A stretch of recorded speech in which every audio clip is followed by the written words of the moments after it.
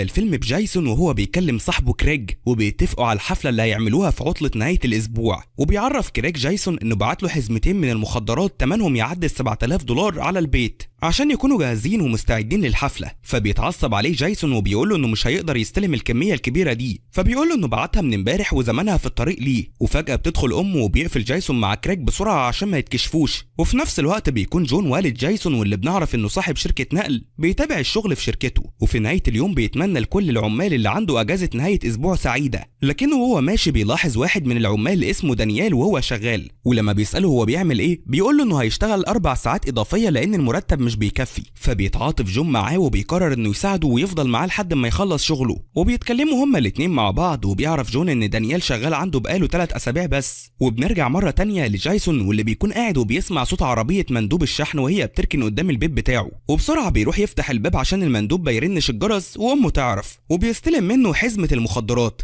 لكنه لما بيدخل لأوضته وبيفتح الشحنة بيتفاجئ بوجود جهاز تتبع تحت أكياس المخدرات. وفي نفس اللحظة بتهجم شرطة مكافحة المخدرات على البيت، فبيخاف جايسون وبيهرب من شباك أوضته، لكن الشرطة بتفضل تطارده لحد ما بيتمكنوا من القبض عليه. وفي نفس الوقت بيكون جون قاعد بيحتفل بعيد ميلاد بنته إيزي من مراته التانية اللي اسمها أناليسا. وفجأة بتتصل بيه مراته سيلفي وبتعرفه إن ابنهم اتقبض عليه. وبسرعة بيروح جون لسيلفي وبيلاقيها منهارة وقاعدة قدام قسم الشرطة، ولما بتشوفه بتقعد تعيط وبتقول له إن ابنهم مش مجرم. فبيطمنها جون وبيوعدها إنه هيخرجه، وبيسألها إذا كان جايسون متسجل باسمه ولا باسمها عشان يقدر يسأل عليه. فبتقول له إنه متسجل باسمها هي من وقت ما اتطلقوا. فبيسيبها جون وبيدخل لاسم الشرطة وبيروح يسأل في الاستعلامات عن ابنه، لكن الشرطية بتتجاهل سؤاله وبتطلب منه إنه يشوف حتة يقعد فيها لأنها مش فاضية. فبيسيبها وبيخرج مرة تانية لسيلفي اللي بيسألها عن سلوكيات ابنه في الفترة الأخيرة. فبتقول له سيلفي إن ابنها ولد صالح ومش بتاع مشاكل، وهي متأكدة إنه اتقبض عليه ظلم. وفي الوقت ده بيوصل المحامي بتاع جون وبيقول لهم إنه عرف إن جايسون متورط في قضية فيدرالية.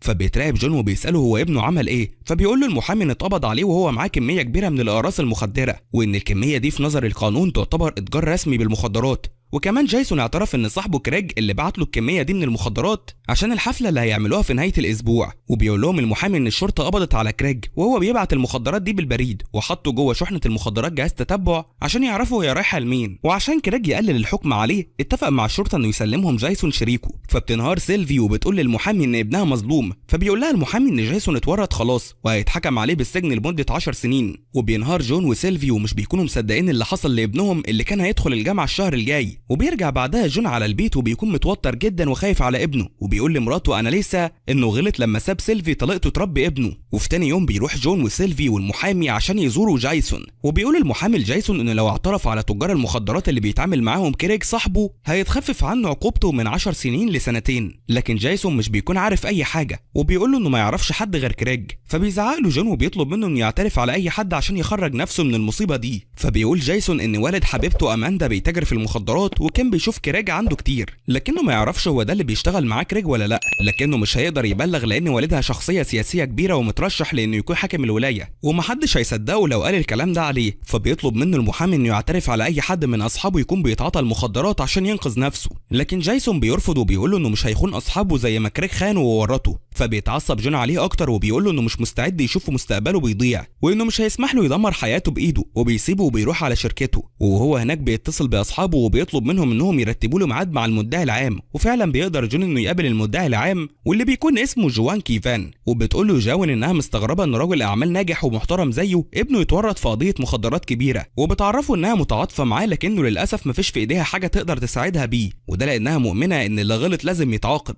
فبيأكد لها جون ان ابنه اتورط بدون ذنب في القضيه دي، وان صاحبه كريج هو اللي ورطه عشان الحكم يتخفف من عليه. فبتقول له جوان ان ابنه لازم يعمل زي صاحبه كريج عشان الحكم يتخفف من عليه هو كمان، وده لانه لو اصر على موقفه السلبي ده ممكن المحكمه تحكم عليه بالسجن لمده 30 سنه مش 10. فبيتوتر جون وبيعرض عليها ان هو اللي يساعدهم في القبض على تاجر المخدرات. فبتعتذر له جوان وبتقول له ان ابنه هو اللي لازم يساعدهم مش هو، وبتسيبه وبتمشي. وبيروح بعدها جون عشان يزور ابنه اللي بيتفاجئ بيه وهو مضروب ومتبهدل. وبيكون جايسون حزين على اللي حصل فيه جوه السجن، وبيقعد يعيط وهو بيكلم ابوه. وبيحزن جون جدا على الحاله اللي وصل لها ابنه، وبيوعده انه هيخرجه من السجن حتى لو كان ده اخر حاجه يعملها في حياته. وبيعتذر له لانه سابه طول الفتره دي عايش مع امه، وده لانه لو كان عايش معاه ما كانش وصل للي هو فيه دلوقتي. وبيطلب منه انه يبقى شجاع ويدافع عن نفسه جوه السجن. وبالليل بينزل جون يلف بعربيته يدور على اي تاجر مخدرات عشان يسلمه ويخفف الحكم على ابنه جايسون. وفعلا بيلاقي واحد وبيحاول انه يقبض عليه، لكن تاجر المخدرات بينادي على زمايله اللي بيتجمعوا على جون وبيضربوه. وتاني يوم بيروح جون لجوان اللي بتعرف باللي هو عمله وبتزعق له لانه عرض حياته للخطر، لكن جون بيقول لها انه مش هيقف يتفرج على ابنه ومستقبله بيضيع. وقدام اصرار جون ده بتوافق انه يسلم تاجر مخدرات معاه كميه كبيره من الاقراص المخدره او الكوكايين، ولازم الكميه دي تعدي نص كيلو. فبيقول لها انه اغلب اللي شغالين عنده كانوا مسجونين واكيد واحد منهم هيقدر يساعده. وبيرجع جون على مكتبه وبيبدا يراجع ملفات العمال اللي عنده لحد ما بيجي قدامه ملف دانيال واللي بيبقى اتسجن 2 سنين في قضيه توزيع مخدرات. فبيروح يقابله وبياخده وبيروح على مطعم، وهناك بيساله جون عن ماضيه. فبيقول له دانيال انه نسي الماضي بتاعه وبيحلم انه يعيش اللي باقي من عمره في سلام وهدوء. فبيقول له جون انه عاوزه يوصله بتاجر المخدرات اللي كان بيتعامل معاه زمان وهيديله $100,000،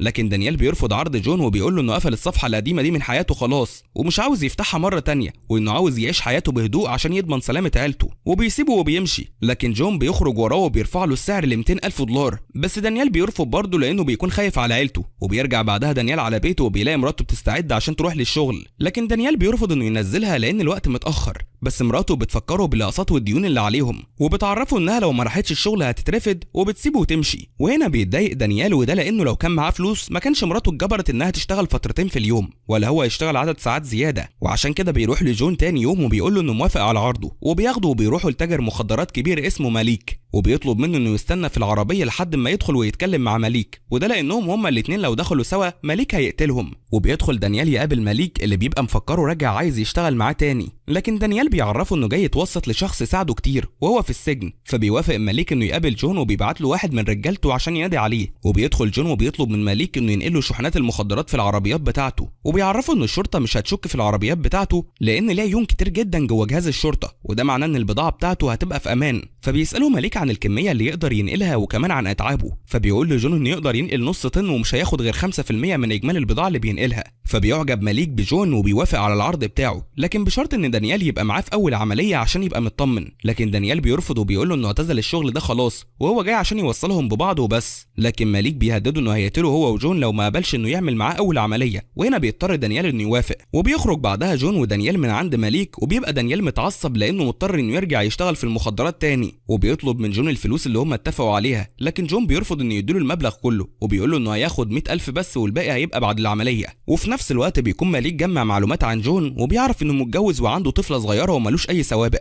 فبيبتسم ماليك وبيطلب من رجالته انهم يعرفوا الزعيم التوبو بكل المعلومات دي. وبيروح جون لمكتب المدعي العام جوان وبيسمعها الاتفاق اللي بينه وبين ماليك، وبنعرف انه كان بيسجل الاجتماع من غير ما ماليك ورجالته يلاحظوا. وبتتراقب جوان والضابط كوبر لما بيسمعوا اسم ماليك، وبيعرفوا انه اخطر زعيم عصابه في المدينه والمسؤول عن توزيع المخدرات فيها. لكن جون مش بيهتم بكلامهم وبيسالهم عقوبه ابنه هتبقى كام سنه لما يساعدهم في القبض على ماليك. فبتوعده جوان انها هتقلل مده حبس جايسون لسنه واحده بس. وتاني يوم بيودع جون مراته وبنته وبيعرفهم انه هيغيب عنهم لمده يومين بس. وفي نفس الوقت بيكون دانيال هو كمان بيودع عيلته، وبيعرف مراته انه مسافر لمهمه شغل مع جون صاحب الشركه. وبالليل بيروح جون يقابل كوبر اللي بيعرفه انهم ركبوا اجهزه تنصت في بيته وفي الشاحنه اللي هينقل فيها المخدرات، وبينصحوا انه يتصرف بشكل طبيعي عشان محدش يشك فيه. وبيروح بعدها جون يركب الشاحنه وبيتحرك هو ودانيال وبيوصلوا لمكان التسليم، واللي بيكون عباره عن ساحه للخرده. وبتبدا العصابه تحط المخدرات في شكائر الاسمنت، وفي الوقت ده بيكون التوبو بيراقبهم من مكان بعيد وبيستلم المخدرات وبيستعدوا عشان يمشوا. لكن فجاه بتهجم عليهم عصابه تانية وبتبدا تضرب عليهم نار، لكن التوبو هو ورجالته بيتحركوا وبيهجموا على افراد العصابه من وراهم وبيبداوا يخلصوا عليهم واحد ورا التاني. وبيستغل جون ودانيال الفرصه دي وبيركبوا الشاحنه وبيهربوا بسرعه من المكان. وبالليل بيتصل التوبو بماليك وبيعرفه باللي جون عمله، وبيقول له انه مبسوط بيه لانه قدر يتصرف ويهرب بالبضاعه. وبيطلب منه انه يهتم بيه ويحطه تحت عينه لانهم محتاجين شخص قوي وذكي زيه يبقى معاهم. وبيوصل جون ودانيال لمقر الشركه، وبيتصل دانيال بماليك عشان يعرف منه ميعاد التسليم، لكنه بيتفاجئ بماليك وهو بيقول لهم ان الميعاد والمكان اتغيروا وبيديله العنوان الجديد. وبيقلق جون ساعتها من تغيير المكان والميعاد، وبيكون خايف لا يكون ماليك شاكك فيه، وعشان كده بيطلب من دانيال انه ينقل المخدرات من الشاحنه للعربيه. وبيروح هو للمكتب عشان يكلم كوبر وبيعرفه مكان التسليم الجديد. وفي الوقت ده بيخاف دانيال لا يكون جون ناوي ناوي يغدر بيه، وعشان كده بيساله هو كان بيعمل ايه في المكتب، وبيطلع المسدس وبيهدده بيه. فبيقول له جون انه كان بيكلم مراته من مكتبه عشان تصدق انه شغال في الشركه، فبيسيبوا دانيال لكن بيكون لسه شاكك فيه. وبيوصل جون ودانيال لمكان التسليم، وبيكون كوبر ورجالته ماشيين وراهم، وبينزل جون من العربيه عشان يكلم ماليك اللي بيكون بيكلمه بطريقه تخوف،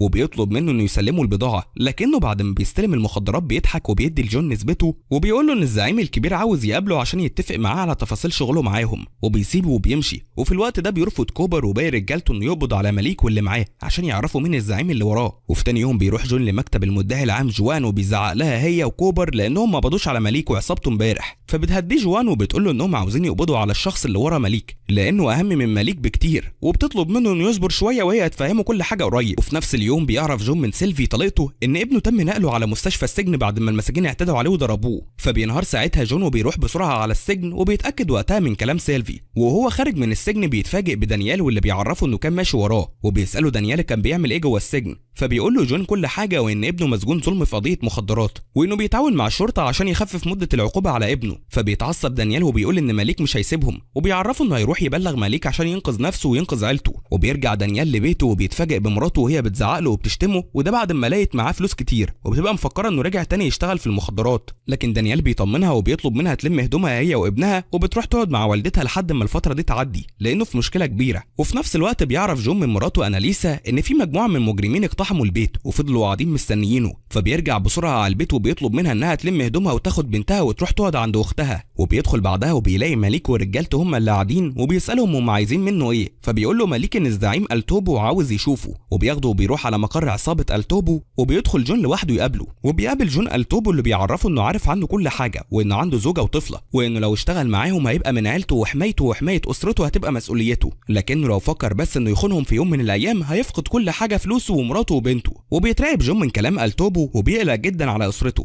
خصوصا لما بيقول له التوبو انه عارف ان مراته وبنته حاليا قاعدين عند اختها. وبيقول له بعدها التوبو ان العمليه الجديده هيعملها لوحده، وهتبقى عباره عن نقل شحنه مخدرات للمكسيك، وانهم هيدفعوا له 250 الف دولار في نهايه العمليه. وبيسيبه بعدها وبيمشي. وبيجي مساعد التوبو وبيدي لجون تليفون وبيعرفه انه هيتصل عليه بعد بكره الساعه 10 عشان يسلموا الشحنه الجديده. وبيرجع بعدها جون على البيت وبيتصل على مراته وبيطلب منها انها تسافر لانجلترا وما ترجعش غير لما هو يتصل عليها، وبيقفل السكه بسرعه عشان ما يكونش التوبو مراقب تليفونه. وتاني يوم بيروح لجون وكوبر وبيعرفهم باللي حصل معاه امبارح، وبيقول لهم انه خايف على ابنه جايسون لانهم اكيد عارفين انه بيعمل كل ده عشان يخرجه من السجن. لكن جوان بتطمنه وبتقول له انه جايسون مش متسجل باسمه. وبيسالوا بعدها كوبر عن اسم زعيم العصابه اللي قابله امبارح، فبيقول لهم انه التوبو. وهنا بيترعبوا هما الاتنين وبيقولوا له انه اخطر زعيم عصابات في المكسيك وامريكا، وانه كان عسكري مكسيكي سابق لكنه انفصل من الخدمه بسبب وحشيته. فبيقول لهم جون انه مطلوب منه ينقل شحنه للمكسيك بعد يومين. فبتقول له جوان ان الشحنه دي مش مخدرات لكنها فلوس، وده لان في قانون بيمنع نقل كميات فلوس كبيره للمكسيك عن طريق البنوك، وانهم لو مسكوا الفلوس دي والتوبو هيبقى حققوا نجاح كبير على حساب مافيا المخدرات المكسيكيه. لكن كوبر بيقلق وبيقول لجوان ان التوبو مش سهل ودايما بيعرف يهرب، وان ماليك تحت ايديهم ومن السهل انهم يقبضوا عليه.